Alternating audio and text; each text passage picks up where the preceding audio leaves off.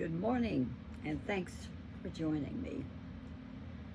Well, this morning I've been sitting around doing some thinking. I do that sometimes. I got my coffee. Y'all get you something. I don't know how long I'm going to talk, but I'm just going to share some real life things with y'all.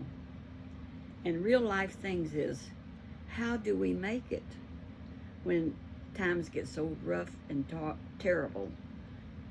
And of course, always I have depended upon the Lord. So this morning I looked at my phone and I asked about some of the scriptures that we could use.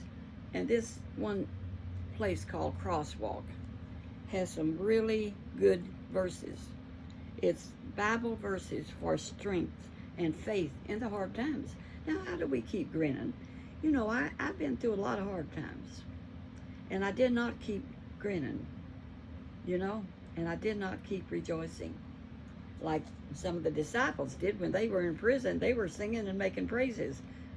I didn't do that. I cried, and sometimes I had pity parties. Do y'all know what a pity party is? Well, I can sure tell you, because I've been there a few times. Because you say, oh, woe is me, and sometimes that happens. Oh, dear Lord. Of course, I always say, oh, dear Lord, what am I going to do next? I don't know what to do. What do I do? Well, Crosswalk says, they give some stories of things that happened, and they were able to call on God. So even when I was 17 years old and having such pain in my stomach that I didn't know what was wrong, and they had to do surgery, and I lost it over in a tube, and nobody there with me except my husband, and of course he was working and he could only see me a certain time during the day. My parents were way out in the country. They didn't even know I was in the hospital. And our pastor came by and asked, did she lose the baby? We was good until we got married. I never had sex till I got married, because I believed in being a virgin till you got married. And so there was no baby. My husband said there was no baby. She had a bad ovarian tube, and they've taken it out, and she's supposed to be better. But this scripture from the Bible says, beloved, do not be surprised at the fiery ordeal among you, which comes upon you for your testing, as though some strange thing were happening to you, but to the degree that you share the sufferings of Christ. And he suffered with us, and sometimes we suffer too. Keep on rejoicing, so that also at the revelation of his glory you may rejoice with exaltation. That day will come. But in the meantime, for us living down here, still watching all the things that are happening, my heart goes out to those people. My heart goes out to Miss Sharonum, the girl that rented from me. I have a rental house, and I made friends with her years ago and had not seen her for a long time. I saw her in between a time or two, like at McDonald's or something, but I didn't know what was going on in her life anymore. But I did when she was here, and I knew she was divorced, trying to make it, raising those boys. So it happens to everybody. But you know what? The day will come, no matter what you go through, with the help of the Lord, you will smile again. You will care again about. So when I come on here, I don't want to come on here and talk to y'all and tell you the sad times all the time, because they're not all the time. We're a blessed people that we know the Lord, and we can rejoice like those guys that were in prison, and because they knew the Lord, and they were delivered out of there. But another thing, each one except for the guy that did Revelations, which was John, I believe, all of them gave their life for a testimony. I hate to tell you this, but it could come to the time here. Who knows? Let's smile until Jesus comes. Look on the bright side as much as we can, and encourage one another, because people die. None of us live forever. And I don't want to go real soon. I'm having too much fun. The Lord has given me a time that I can share with y'all how good He is and how much He loves you. I never dreamed I would have a time that I could do this. That I got a comment from one woman that said she just lost her husband with brain cancer. I mean, we lose husbands, we lose wives, we lose children, like Sharona's son. He did drink, and I believe she didn't tell me all of it. I'm afraid he was an alcoholic, and alcoholics, their minds get so messed up because my grandson-in-law, who was an alcoholic, couldn't beat it. He couldn't, but he prayed the sinner's prayer, and we're not the judge.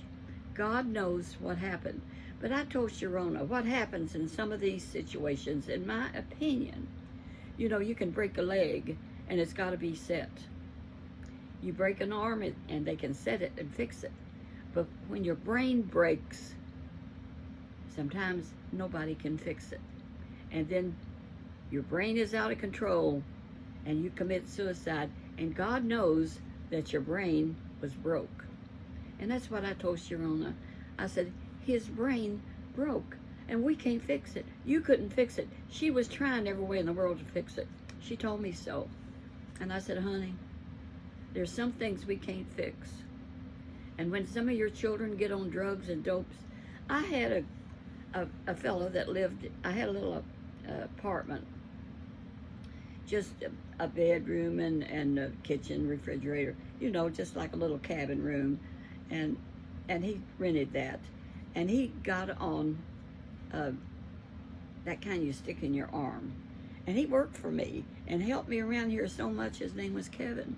And I just loved Kevin. He painted my rooms for me, hung my pictures, worked on my asphalt so that water wouldn't come into my apartment. And he was a blessing. And he worked for James. But he told me that his girlfriend gave him his first shot of whatever they give you. He said, and from that moment, I was hooked. And I prayed with him to get off of that because I really liked Kevin. But yet, he got to the place where he couldn't get enough money. I couldn't pay him enough. He couldn't stay off dope long enough to get a job, a regular job, and work. So he took his own life. And he had pistols. And he sold them all to his daddy. They were expensive. He sold them to his father. And I had his father's phone number. And his father lived way out in the country. And when Kevin took his own life, he didn't have a gun to do it with. So how did he do it? He was brilliant. He was an engineer. He flew a plane. He was 54 years old. He went to Louisville in his little truck that he still had and built a pipe bomb and blew himself up in the truck. Now that's unbelievable. I couldn't believe that.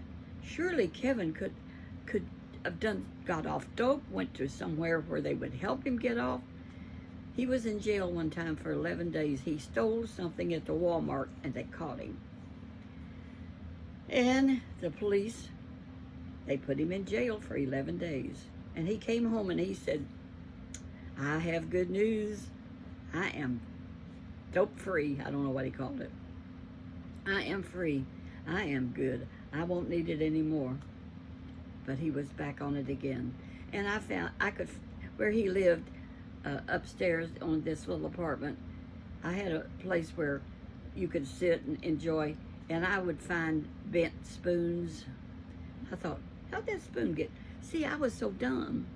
But he was on that bad dope that you shoot in your arm, and he killed him. So those things happen in life. And I thought, oh, dear God. I mean, I never dreamed he was going to kill himself. You don't know those kind of things.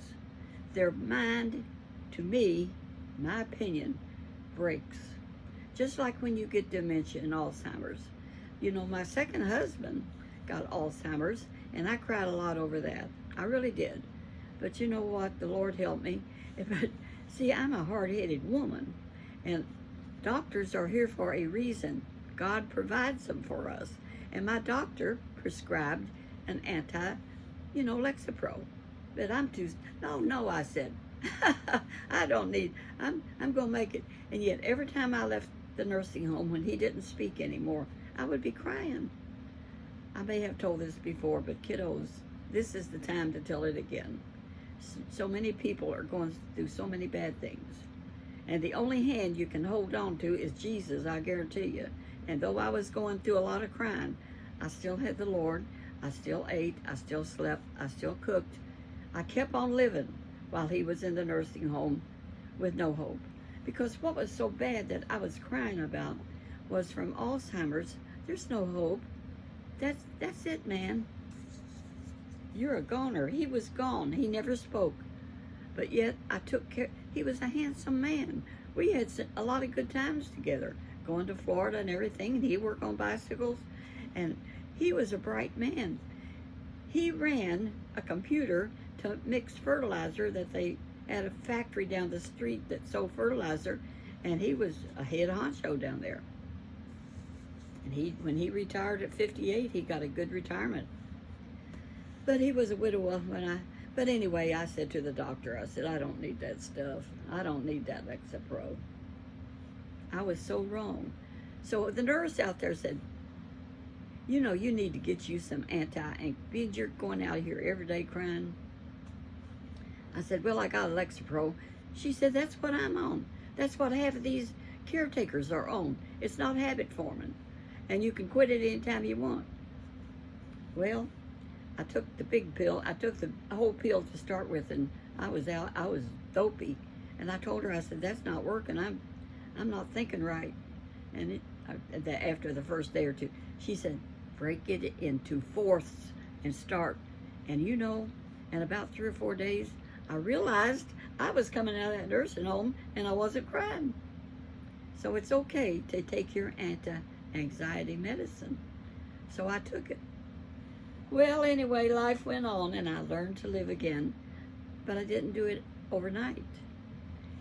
It's a process, and that sweet lady that lost her husband to brain cancer, she's been through it, and a lot of us have been through it. I mean, it happens, and so many things happening, and this good friend of mine, and I've got good friends that are going through hard times. The thing of it is, I can't be with Sharona every minute and comfort her all the time. She can't move in here and live with me, and you know, you just can't do that because there's so many. How many would you have? She's a nurse, and I told her she makes good money when she works, and she was getting another house, and she says, I'm gonna let that house go, I ain't gonna get it. I said, go ahead, get that house, and you know, keep on living. You have to, for you and her other children, and take care of yourself. And that's my advice to this lady and all of you that are alone. And I did do that. I continued. I did lose some weight because it seemed like you don't feel like eating. When I lost my sister, Phyllis, who we grew to be so close as we grew older. And then, I'm sorry to tell you, her mind broke some. And for some reason, she started hating me, which I know what some of the reasons were. I met James, and she didn't approve of me having any more friends or any more boyfriends or anybody, any other man in my life. She didn't want that. She wanted me to keep the memory of Buddy alive in my life and be true to him for the rest of my life. He was gone, kiddo. We must realize when someone goes, they're gone. You have wonderful memories, 44 years of memories with Buddy. But she still had her husband. I didn't have anybody like Sharona don't have. Because she's not married anymore. She was living with Brandon, and she's alone. She has nobody now. You have Jesus, kiddos. And so I had Jesus.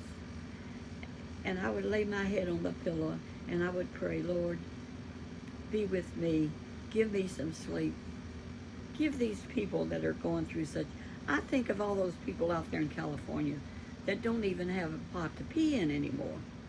And they're trying to buy a home, and they're trying to do this, insurance rates, They don't have their wedding pictures. They have lost it all. And some of them lived there for many years, and it's gone. So who do you have to turn to? I tell you what, we have the Lord to turn to, and He is a comfort. But sometimes when you pray, and I'm going to be honest, you feel like He's a million miles away. But His word is true, and He is there, and it will come. And there is eternity ahead of us. So let's live, love, and laugh, as the sign says, as God permits, as we work on our life. I don't want to be telling y'all sad stories all the time. I'm mainly a happy person and a contented person, which is more than happiness. That dear sweet little old Granny Pat, bless her heart. We're grannies together, and Sunday night, her and Billie Jean was trying to make, a video with her and with him, and things were just not going good because her iPad, the battery wasn't charging like it should, and it was going down. And I will say, Granny, you need to keep a spare charger all the time. And either one, the block can go bad that plugs in the wall, or the cord. I always keep spares. I learned that the hard way and then my daughters told me because, see, I have advice from somebody that loves iPads, and we're on our iPads all the time. Me and the twins, we and Kim, 3 daughters, we chat back and forth all the time. And the new news in my family is I've got 2 grandchildren, married with children, great-grandchildren. And so Dina, one of Karen's daughters, has bought for her 3 daughters one of those poodle dogs. They're a golden doodle. A golden doodle? That's what they are. And it's a beautiful curly dog that looks kind of, a poodle and another kind made golden doodles. You can look them up. They cost $3,000 each. And I looked up where they were at, the golden doodles, and Brian, Karen's son, who is in the Air Force, and his wife has retired from the Air Force, and he's restationed, and they have 2 daughters, and they have ordered their daughters a golden doodle, a little female. And Karen, my daughter, sent me pictures of it this morning on my iPad. So I stay involved with my children and grandchildren like that. Well, not my grandchildren, but Karen and Kathy and Kim keep me up to date on what's going on with my grandkids, and they're going to love them little old dogs. Well, I saw one, Karen's daughter, Dina. They came for Christmas to Karen's house, and they bought that little dog with them, the doodle. I forget what they named it. I think they might have named it, well, I don't remember. But anyway, so there was Mike Brown, a 74-year-old grandfather, in the floor playing with that pup. I got a video of that. I might put it on. That was so cute. And that little dog was so cute. And now that one was a little boy dog. And Brian's got a little girl dog ordered, and they can get that February 17th. And look at those golden doodles. That mama and papa had 9 puppies. And on this website where they showed the mother with all those puppies, like 5 females and 4 males. And you take orders, $3,000 each. I don't want one. But if I really wanted one, I would get it. And so I'm thrilled that these parents are getting their children a dog to grow up with them and to be with them, because I always had dogs. And when my last one went, I was around 76. And I said, I don't dare do another dog because they might live 15, 20 years, and I'm 76 years old. I don't want to have it put to sleep or somebody take it. I just don't want to get fond of another one. So I didn't get any more. Didn't aim to get cats. Cats live even longer. But cats take up with people easy, usually. So, you could put them back in the pound, or my kids are cat people. They take care of my cats. So don't worry about my cats. Fact is, last night, Here's my big problems I have. Too many cats. But, but I love every one of them. And so Big Tom has decided we leave the door open for the little kitty cat. But when I wake up and I want to turn over, you cannot turn over because there's cats on the cover on top. So you got to move a cat. And what does that do? That wakes you up. And you have a problem getting back to sleep sometimes. Last night I didn't have any problem getting back to sleep, but the night before was not nice. So this morning, I again went back for another little nap. And this time, my kitty cat came. And one of them really likes James, and one of them really likes me. And when I woke up, there she was, all cuddled right at my hip on top of the cover. No problem. A lot of times she likes to get right in my face. And that's aggravating. I don't want a cat breathing in my face. But she's a sweetie. Well, I call her Princess. Really, I call her baby girl. She's a baby girl. So James is really busy today. And I haven't been out in my car now for 5 days. I have not drove. I've had James be my taxi cab. And I really need to go to Walmart. And it's not that far. So maybe I'll get out. One of my cars is dug out. So I'm looking forward to the day. And Karen, my sweet daughter, down in South Carolina, this thing has messed up. My watch, and we got to go through it and reset a bunch of stuff. See, I've got these daughters that are real techie, especially Karen. She was a school teacher. She retired from school teaching, and she taught mainly 3rd grade, and she enjoyed the little kids. Well, I used to have a nursery school, and I enjoyed little kids. I liked the 4-year-olds, 3 and 4-year-olds. They are so sweet. And I had certificate to have so many, but when I learned how to groom dogs, you know, I accidentally bought a poodle. Years ago, my mother-in-law bought one, and it was so pretty, I wanted one. So I bought me one. Now, poodles, purebred poodles, only run about $70 back then, and I could afford one. So I got me one. And it was so sweet. Her name was Cindy. She was black, female. And I bred her, and I raised some puppies. But what I found out was, which I did not know, when she got 8 months old, her curly coat just started matting up. Now, these dogs that my grandchildren, great-grandchildren are getting, they're high maintenance. They've got to be groomed. Their hair has got to be cut ever so often. And now, cutting a dog like that can run you $60 to $100 a clip. I have my clippers still. I should go back into the dog grooming business if I want to really make big money, which I don't. My husband takes care of me. Plus, I got pretty good income myself. Part of it from YouTube, thanks to y'all subscribing and saying you like me. But back to the subject. So when I found out they had to be groomed, well, I didn't know that. And so I went to Sears, and I've told this before, and you probably didn't watch it. I went to Sears, and I bought me a pair of clippers you cut hair with, right? Now, it's going to groom my dog, right? Honey, those clippers won't hardly cut human hair, let alone dog hair. Well, that didn't work. So what do you do when your clippers ain't working? You go to the library. That's what I did. We didn't have internet back then. Really. Maybe there was, but I didn't have a computer or iPad or nothing. So I went to the library and I researched about grooming poodles and what do you do. And I found out that you got to have clippers that run at least $150. And then you got to have blades to go on them, which run $27 each, and you need several. I found out a lot of stuff I didn't know. And I found out you needed a dryer. And I found out you needed a table to set them on and a thing to put around their neck so they won't jump off the table when you're in the middle of grooming them, like a form. And I've got that still set up out there.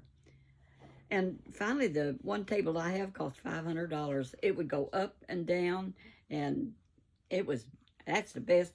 And then I had 2 or 3 pair of clippers that run like $200, and all the blades. I still have all those blades and a couple of clippers. And I was cutting my cats down. Bella had long hair. Big Tom has long hair. But his is not too bad. And these kittens, they don't shed bad. So back to dog grooming. So I said, I'm going to cut this dog down. And I had a table. And the table I started with was a folding table that we used on the evangelistic field later. But that folding table was perfect. And then I got me a little stool to sit on while I'm shaving them down. But the thing of it is, you got to shave a poodle down while it's still not bathed. You don't bathe them till you get all nasty hair off of them. You'd never get them dry if you bathed them when they had all that long hair on them. So you have to shave all that off. And I learned how to do all that by this book. So then I went to the bookstore and I bought me a book that gave me all the instructions how to do that. And I taught myself how to be a dog groomer, practicing with Cindy, my black poodle. I was in a new business. I was babysitting when I did that. So, what do you know? Next thing you knew, I said, you know what? I believe I'll see if I can groom some other poodles. I can shave them down. I know how. I got the stuff. You know what I did? We have a local paper called the Tribune. I ran me an ad. And I said, dog grooming. So I was Baird dog grooming. And I got me a little sign out front, put it. I had a laundry tub put in. I never did anything but the small ones that you could bathe in a laundry tub. And I had a spray thing. And to give them a flea dip, you got to get the flea dip stuff because they come in with fleas. You don't want fleas all over your house. So you dip them first and bathe them. But you don't bathe them till after you cut their hair down. So you got to watch for fleas. So I had powder and everything to kill any fleas. I learned everything the hard way. But I became a really good groomer. This grooming book I had showed you how to do top knots, how to make little puff balls on their legs and their tail, and do different patterns. And I had a lot of clients that were faithful to come to me every month or 2 months to get their dogs groomed. Talk about steady income. And I enjoyed the people I met. And that's another thing I want to tell y'all. People need people. And this is why we have YouTube. We can feel kind of close to some of them. And I just love some of y'all that are out there that make your comments and stuff. And I know who you are. And some of you, not too many. There's so many I don't know because there's oodles and oodles of them now. So here I am, 28 minutes. Hey, Pat, I'm getting more like you, Granny Pat. So anyhow, I sure hope she gets her iPad to working and everything done because I don't want her to go off the air, her and just me, Billy Jean. I like his cooking. I watch him cook. He's got a lot of recipes on and good stuff to look at. And she's got a lot of stories that she's told in her life. And I have looked at some of hers, because, see, like me, I've got a lot of videos on that nobody's ever looked at, probably. And they're interesting, like my $200 wedding to number 3. And like that bra that wouldn't hardly fit, that I had to throw it in the trash. And the miracles that God's done in my life. And the many things that Pat, Granny Chit Chat, Granny Pat has had in her life, and some of these other grandmas that talk. Check them out. Some of them come in live. Now that Helen from Georgia, she does it live every once in a while, and she stays on so long I fast forward that sweet thing. I don't have time to watch her that much when I want to watch others and do some reading and watch a little TV. I got so many things I want to do. Y'all hang in there. And I'm hanging in there and thanking God for his blessings. So, keep your chin up, as that one grandma says. I believe that's Betty Shan. She says, keep your chin up. Maybe it was her. That's another grandma. She don't have a lot of followers yet. So y'all check her out and maybe subscribe to her. And I haven't given her much of a shout out lately because I kind of forgot about her. and she don't have a lot of videos on yet. I think maybe she kind of run out of things to talk about, but I tell you what, she cooks good. Her chicken and dumplings recipe was really interesting, and I looked at that the other day. So Betty, hang in there, girl. Keep on keeping on with the help of the Lord. God bless you all now, and walk that path that would please Jesus. And love you. God bless you. Bye-bye.